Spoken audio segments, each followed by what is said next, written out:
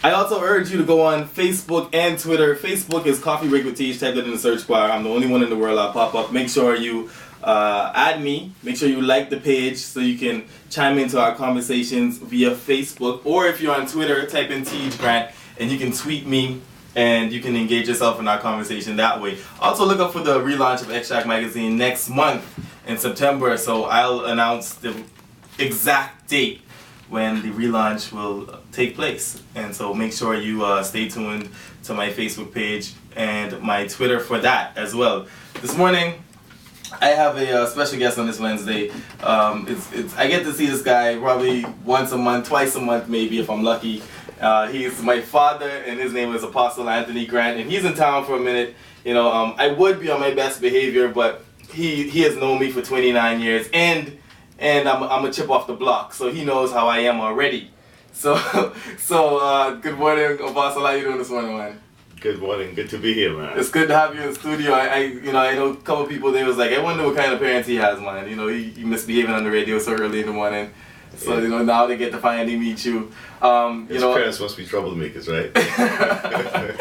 Well, you know, you're here just for the day. You got to go right back after the show. But you know, we have some things to talk about. First of all, let's talk about your church, Agape House Ministries. Tell us a little bit about Agape House Ministries and the population of the church. Well, we're excited about what the Lord is doing at Agape House. We started 10 years ago this first December, and we are up to just over 1,000 members now. And we are a church without walls. We are a church out of the box. We don't normally act like the regular church because we feel like tradition can only stifle what the Lord wants to do through the church. And so we need to be free to be able to worship and to enjoy what the Lord is doing and to be able to impact people's lives. Excellent. Now, you know, there's some issues going on, especially with our country in regards to gambling. And you know, I know how you feel about gambling. You're passionate about the gambling issue, and this referendum. You have your stands on it. But let's talk about your church first and foremost. Where does your church stand when it comes to gambling? What are your views on gambling?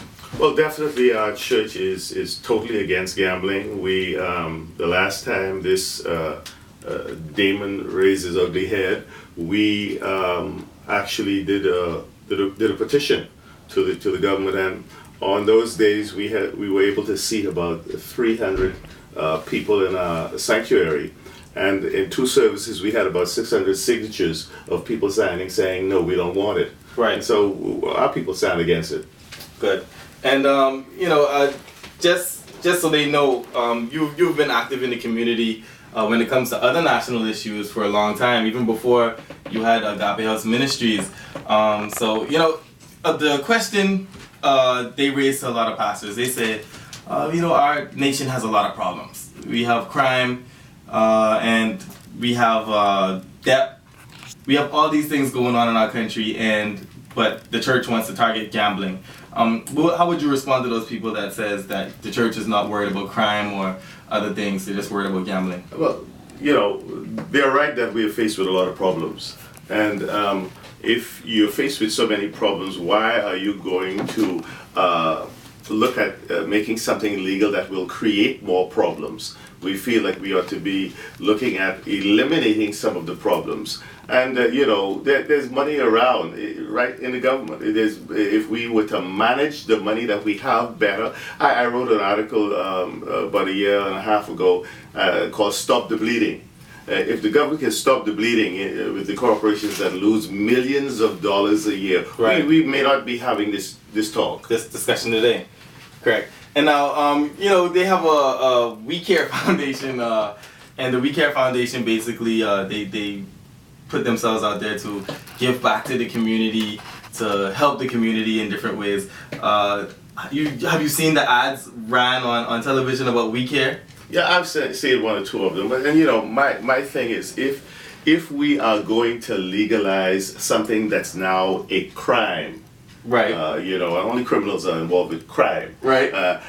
Then because it seems as though the gambling industry has a special interest now. They have special privileges. Because they can do it and the police turn their head the other way. They can do it and the government is not trying to crack down on them. The government is saying, let's wait until after the referendum and then we can enforce the law. I think every drug dealer in the country ought to be upset right now and saying, look here, if you're going to make them legal, we want to be legal too. If you want us to donate some money to your buy some foundations, police right? cars or to some foundation, we will do that, but we want to be legal. I believe every prostitute in the country ought to say, well, we've been around longer than anybody else, so make us legal. Yeah. Definitely. 323-8160, 323-6232. Those are the numbers to call if you want to chime into our conversation. The referendum, I personally